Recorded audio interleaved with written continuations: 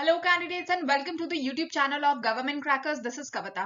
So today we will be talking about कि SSB interview exam को अगर आपको फर्स्ट अटेम्प्ट में क्लियर करना है तो क्या होगा राइट टाइम आपको अपनी SSB इंटरव्यू प्रिपरेशन स्टार्ट करने का। क्या वो एक हफ्ते होगा, क्या वो 10 दिन, 15 दिन, 2 महीने, 6 महीने, कितना टाइम एक्चुअल चाहिए होता है आपको SSB इंटरव्यू की प्रिपरेशन करने के लिए, ये पूरा टॉपिक इसके अराउंड होगा। बिकॉज बहुत सारी एंट्रीज हैं तो सबके SSB इंटरव्यूज कॉमन है जो आपको रिटन एग्जामिनेशन या डायरेक्ट एंट्रीज के बाद फेस करना होता है। एंड बहुत सारी रिक्वेस्ट आ रही है मेरे पास, so here I am with this question. जो आप लोगों ने डाउट पूछा है उसको मैं यहाँ पे एड्रेस करने जा रही हूँ कि SSB इंटरव्यू को आपको कब अपनी प्रिपरेशन स्टार्ट करनी चाहिए। So being a recommended candidate by army and air force both, today I am going to clear this doubt and also guide you on SSB interview preparation. Now SSB interview preparation, आपको पता है कि अगर आप कोई direct entry के through apply करते हैं, शॉर्टलिस्ट होते हैं, तब आपको SSB की कॉल आती है, या आप कोई रिटन एग्जामिनेशन क्लियर करते हैं तो SSB interview is must to give. अब इस 5 दिन की SSB इंटरव्यू की मैं इंपॉर्टेंस भी बता देती हूँ, ये क्यों मैंडेटरी होता है। So this is basically designed bye DIPR, जो कि DRDO का ही एक ब्रांच है, which deals about the psychological personality of an individual। क्योंकि डिफेंस में ऐसे चैलेंजेस होते हैं, ऐसी सिचुएशंस आ जाती हैं, तो आपका mental psychological decision making ability यानी एक ओवरऑल पर्सनालिटी चेक करना काफी इंपॉर्टेंट होता है। बिकॉज यू नो कि डिफेंस में आपको बहुत ही कम एज में लीडर बना दिया जाता है। अप्रोक्सीमेटली 21 की एज में you get a rank of lieutenant और सब lieutenant on the various wings of defence forces, चाहे आप आर्मी ज्वाइन करें, नेवी ज्वाइन करें या एयरफोर्स ज्वाइन करें। तो इतनी कम उम्र में जब आप लीड करते हैं और आपके पीछे जिम्मेदारी होती है आपकी पूरी यूनिट की, प्लेटून की, जिनकी लाइव्स आपके एक डिसीजन पे मैटर करती हैं, तो बहुत इंपॉर्टेंट होता है कि आपका डिसीजन गलत नहीं होना चाहिए। इसीलिए आपको गो थ्रू करवाया जाता है SSB इंटरव्यू के वेरियस प्रोसेसेस से, इसलिए SSB इंटरव्यू होता है इंपॉर्टेंट।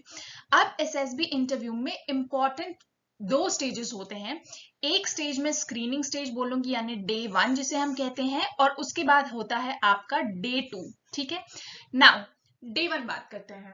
स्क्रीनिंग टेस्ट में आपके डॉक्यूमेंट वेरिफिकेशन होते हैं, आपकी रिपोर्टिंग होती है, आपको जो शॉर्टलिस्टिंग का मेल आएगा तो उसमें आपको सारी डिटेल्स मिलेंगी, आपको कॉल अप लेटर मिलेगा, आपको प्रॉपर डॉक्यूमेंट्स लेके जाने पड़ेंगे। आपके डॉक्यूमेंट्स 1 वेरीफाई हो गए तो आपको जाना होता है स्क्रीनिंग टेस्ट में।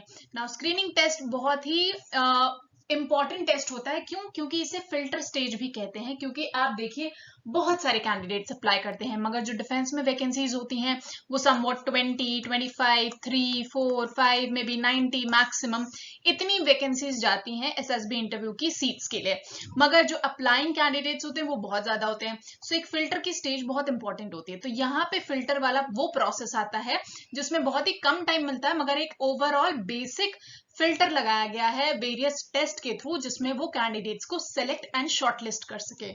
जो कैंडिडेट्स इस स्क्रीनिंग टेस्ट को क्लियर करते हैं वो आते हैं आगे स्टेज 2 में। ठीक है, जिसमें आपको 4 से 5 दिन सिलेक्शन सेंटर पे स्टे करना होता है।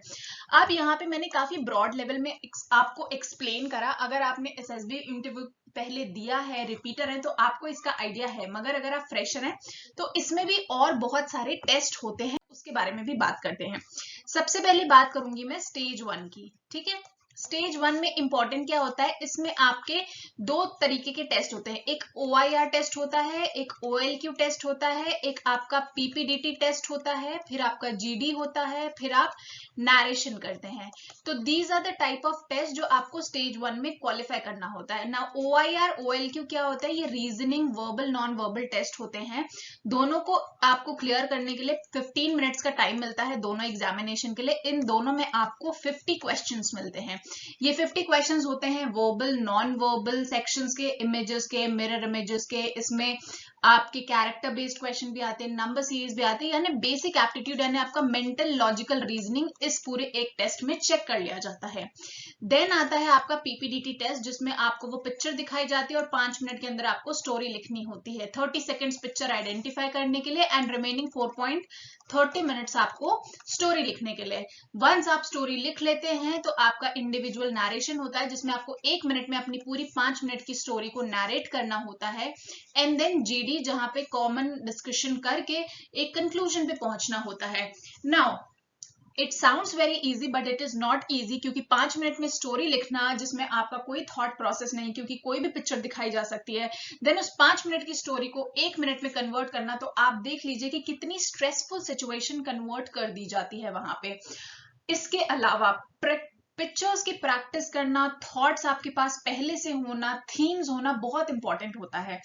इनके बेसिस पे आपके चेक होते हैं OLQs, जो 15 OLQs चेक होते हैं, एंड जिन कैंडिडेट्स के मैक्सिमम OLQ मैच करते हैं उन्हें यहाँ पे शॉर्टलिस्ट किया जाता है। सो फॉर एग्जाम्पल अगर मैं बताऊं कि if there are 100 candidates for screening, तो मोस्ट प्रॉब्ली 20 से 22 कैंडिडेट्स ही स्क्रीन इन होते हैं, rest all become screen out, because यही रेशियो होता है आप किसी भी एंट्री के थ्रू जाएं। एट टाइम्स ऐसी भी सिचुएशन हुई है जहां आउट ऑफ 100 0 का भी सिलेक्शन हुआ है, यानी कंप्लीट बैच वॉश आउट हो गया है।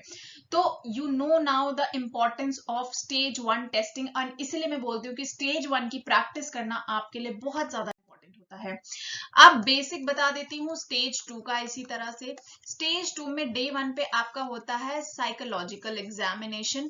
ये 2 घंटे आपको लगातार बैठ के लिखने होते हैं, जिसमें आपके टैट होते हैं, इसमें आपको 12 पिक्चर्स लिखने होते हैं, फिर वैट होते हैं, इसमें 60 वर्ड्स होते हैं, SRT होती है 60 होती है, SD होता है जिसमें आपको 15 मिनट मिलते हैं 5 पैराग्राफ्स लिखने के लिए। इसके बाद आ जाते हैं नेक्स्ट डे पे GTO के लिए, जहां पे आपके 9 डिफरेंट टास्क होते हैं, और GTO का टास्क 2 दिन में डिवाइडेड होता है। तो 2 दिन आपके GTO चलते हैं, हो सकता है पहले दिन आपके 5 टास्क हो जाए, रिमेनिंग दिन आपके 4 टास्क हो जाए। फिर आता है डे ऑफ कॉन्फ्रेंस, जहां पे आपका कम से कम 30 से 40 सेकेंड तक एक फाइनल चेकअप होता है। अगर आप बॉर्डर स्टेज पे होते हैं या क्लियर होते हैं, यहाँ पे पूरा पैनल बैठता है। अभी तक जो एसेसर्स आपको अलग अलग चेक कर रहे थे वो एक पैनल में बैठेंगे, और वहां पे क्वेश्चन आंसर सेशन होगा आपका। अगर आप बॉर्डर लाइन केस होंगे तो आपसे कुछ इंडिविजुअल क्वेश्चंस यहाँ पे फेंके जाएंगे, थ्रो किए जाएंगे आपके ऊपर, जिनका अगर आप अच्छे से जवाब देते हैं, आपकी साइकोलॉजी सही यहाँ पे बैठती है, तो आपके चांसेस होते हैं रेकमेंड होने के यहाँ पे। एंड वंस आप यहाँ रेकमेंड हो जाते हैं, फिर आप जाते हैं आगे मेडिकल्स के लिए, which is again a critical stage and stage 3। तो ये है आपका स्टेज 1 एंड स्टेज 2 टेस्टिंग के लिए। नाउ जैसे मैंने बोला कि प्रॉब्लम आती है प्रिपरेशन में, कि कब प्रिपरेशन स्टार्ट करनी चाहिए, क्या राइट टाइम होता है, किस तरह से शुरू करना चाहिए, क्योंकि इंटरनेट पे अगर आप इंस्टीट्यूट जाते हैं तो वहां पे आपको प्रिपरेशन की स्ट्रैटेजी नहीं बताई जाती, वहां पे आपको सिर्फ अवेयर कराया जाता है कि भाई SSB इंटरव्यू होता क्या है, स्टेज 1 में क्या होता है, स्टेज 2 में क्या होता है, किस तरह के क्वेश्चंस पूछ ले जाएंगे, सिर्फ इतना। अप्रोच एंड स्ट्रैटेजी नहीं। अगर आप क्वेश्चंस की बात करेंगे तो ये सारी चीजें आपको नेट पे अवेलेबल हैं। Plus there are students from various backgrounds, कुछ वर्किंग प्रोफेशनल हो सकते हैं, कुछ अलग अलग कंट्रीज में क्योंकि हम अप्लाई करते हैं, तो we stay very far, and coaching institute जो होते हैं they are very far from their places. Problem होती है गर्ल्स के लिए, बॉयज के लिए, कि आप कोविड के टाइम पे अपने पेरेंट्स से दूर सिर्फ 10 दिन की या 15 दिन की कोचिंग करने आते हैं, जिसमें आप ऑलमोस्ट 120-150 के बैचेस में बिठाए जाते हैं, जहां पे वो जनरल इंस्ट्रक्शंस दे के टीचर्स चले जाते हैं और आपको कुछ समझ नहीं आता, यानी इंडिविजुअल अटेंशन मिसिंग होती है। क्योंकि मेरा हमेशा से ये फोकस रहा है कि हर स्टूडेंट की मेंटालिटी, उसका अप्रोच, उसकी साइकोलॉजी, उसका फिजिकल नेचर, मेंटल एबिलिटी बहुत अलग होता है। तो आपको आपकी इंडिविजुअलिटी के हिसाब से प्रिपरेशन करनी है, आप किस सराउंडिंग में ग्रो अप हुए हैं उसके हिसाब से आपकी प्रिपरेशन एंड आपका जवाब चाहिए। अगर आप एक विलेज से ब्रिंग अप हुए हैं, ब्रिंगिंग आपकी हुई है, तो आपके जवाब इस तरह से आने चाहिए। लेकिन अगर आप किसी बुक को पढ़ के या कोचिंग इंस्टीट्यूट को पढ़ के आपके जवाब में या आपके अप्रोचेस में चेंजेस आ जाते हैं, तो वहां पे ऑटोमेटिकली पता चल जाता है कि आप ऑलरेडी प्रिपरेशन करके आए, ये आपकी ओरिजिनल पर्सनालिटी नहीं है, and this is the reason of your rejection. और आपको पता ही नहीं चलता कि आप रिजेक्ट क्यों हो रहे हैं। So most important thing is कि आपको अपनी इंडिविजुअलिटी को रिटेन करके रखना होता है, उसे सुपर इम्पोज नहीं करना होता। तो प्रिपरेशन स्टार्ट करने के लिए जो सबसे इंपॉर्टेंट चीज है, सबसे पहले आप अपनी कम्युनिकेशन स्किल पे फोकस करिए, क्योंकि आपको पता है कि बिना कम्युनिकेशन स्किल के डे 1 पे एटलीस्ट अगर आपको फिल्टर स्टेज क्लियर करनी है तो डे 1 पे तो कोई नहीं क्लियर करा सकता अनटिल अनलेस आपके पास कम्युनिकेशन स्किल है। सेकंड इज आपकी राइटिंग प्रैक्टिस काफी अच्छी होनी चाहिए, आपके पास थॉट्स होने चाहिए स्टोरीज के लिए जब आप लिखते हैं। थर्ड इज आपकी बेसिक रीजनिंग एबिलिटी थोड़ी सी बेटर होनी चाहिए ताकि आप OIR या OLQ जैसे एग्जामिनेशन को क्लियर कर सके। Fourth is time management under stress. ठीक है, this is very much important, क्योंकि ये जो पूरा SSB का एग्जामिनेशन है it is all about time. अगर आपका टाइम मैनेजमेंट अच्छा है, अगर आप स्ट्रेस में अच्छे डिसीजंस ले सकते हैं, क्योंकि ऐसा भी हो सकता है कि आपका OIR एग्जामिनेशन अच्छा ना गया हो, ऐसा भी हो सकता है कि आप PPDT में नैरेट करते समय फंबल हो गए हो लेकिन आपने GD में बहुत अच्छा परफॉर्म करा एंड यू गेट रिकमेंडेड। तो इस तरह की सिचुएशंस के साथ डील करने के लिए आपके पास उस तरह का अप्रोच, उस तरह की स्ट्रैटेजी होनी चाहिए ना। ये सारी चीजें आपको किसी भी बुक्स में अवेलेबल नहीं मिलेंगी। ठीक है, तो इसकी स्ट्रैटेजी अगर आप बेसिक प्रिपरेशन करना चाहते हैं, इंडिविजुअल लेवल के साथ प्रिपेयर करना चाहते हैं, क्योंकि मेरा भाई भी ऑलरेडी सर्विसेज में है, मेरी प्रिपरेशन जिस तरह से मैंने की मैंने उसे बताया, मैंने और 2 साल से मैं स्टूडेंट्स को ट्रेन कर रही हूँ जिसमें मैंने 10,000 प्लस स्टूडेंट्स को ट्रेन कर दिया है, जिसमें से मोर देन 250 प्लस स्टूडेंट्स जो है वो रिकमेंडेड हैं and more than 75 plus students जो है ऑलरेडी अकेडमीज में सर्विंग हैं। तो इसके लिए हमने क्या करा है, आप देखेंगे कि आपको एक कॉमन बुक मिलती होगी हर जगह, मगर यहाँ पे हमने इसीलिए बेसिक लेवल पे, क्योंकि कुछ बच्चों को हेजिटेशन होता है, चाहे आप गर्ल हो चाहे आप बॉय हो, किसी भी एंट्री के लिए प्रिपेयर कर रहे हो, यहाँ पे आपको इंडिविजुअल बुक्स मिलेंगी और हर बुक में आपको पहले बेसिक बताया गया है विद पिक्चर्स के साथ। मैंने यहाँ पे सारी चीजें सारे टेस्ट के साथ एक्सप्लेन किया हुआ है। इसके साथ जब आप SSB प्रिपरेशन करते हैं तो आपको ये कोर्स मिलता है आर्मी SSB कोर्स, जिसमें वीडियो लेक्चर्स हैं। इन वीडियो लेक्चर्स में पहले तो मैंने पूरे SSB टेस्ट को एक एक करके एक्सप्लेन किया हुआ है। उसके अलावा जब आप इन वीडियो लेक्चर्स को गो थ्रू कर लेते हैं, फिर आपको जाना होगा इन ई बुक्स के थ्रू, जो 15 अलग अलग ई बुक्स हैं, हर टेस्ट से रिलेटेड एक एक ई बुक, उसमें आधे सैंपल्स होंगे, यानी अगर 1000 क्वेश्चन हैं तो 500 सैंपल्स होंगे, 500 प्लस उसमें आपके प्रैक्टिस टेस्ट होंगे। इसके बाद इसमें आपको प्रिपरेशन स्ट्रैटेजी मिलेगी, हर एग्जामिनेशन का detailed SSB procedure approach strategy मिलेगी, गाइडेंस मिलेगी, डे वाइज स्टडी प्लान मिलेगा, डाउट क्लियरिंग सेशंस होंगे, आप मेरे साथ कनेक्ट होकर अपने डाउट पूछ सकते हैं, आपको मेरे साथ पर्सनल गाइडेंस मिलेगा, आप अपना फ्री मॉक इंटरव्यू दे सकते हैं ताकि आपकी अच्छी प्रैक्टिस हो जाए, and SSB clearing tips at the end, यानी आप जब तक सिलेक्शन सेंटर जाते हैं वहां से आप मेरे से कनेक्टेड हो सकते हैं, मैं आपको गाइड कर सकती हूँ। तो ये एंड तक, यानी जब तक आप अपनी अकेडमी नहीं ज्वाइन कर लेते तब तक I will be connected with you. तो ये सब कुछ अवेलेबल है गवर्नमेंट क्रैकर्स के ऐप पे, जो आप डाउनलोड कर सकते हैं गूगल प्ले स्टोर या एप्पल प्ले स्टोर से, and you can also subscribe to this channel of Government Crackers YouTube, ताकि आपको इसी तरह की अपडेट नोटिफिकेशंस मिलती रहे और इसी तरह की इंफॉर्मेशन मिलती रहे और आप सब अपनी SSB प्रिपरेशन कर सके।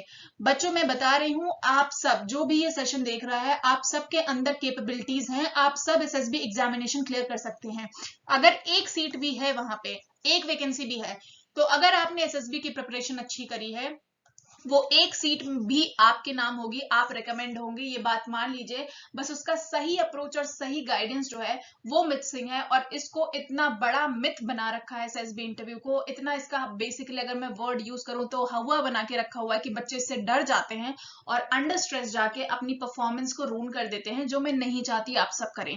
तो आप ये प्रिपरेशन मेरे साथ स्टार्ट कर सकते हैं। ऑलरेडी अलग अलग एंट्रीज के बच्चों ने अपनी प्रिपरेशन मेरे साथ स्टार्ट कर दी है। तो बेस्ट टाइम SSB इंटरव्यू की प्रिपरेशन का होता है कि एज सच आप एप्लीकेशन फॉर्म फिल करते हैं तो आपको पता होता है कहीं ना कहीं कि आपको कॉल जरूर आएगी।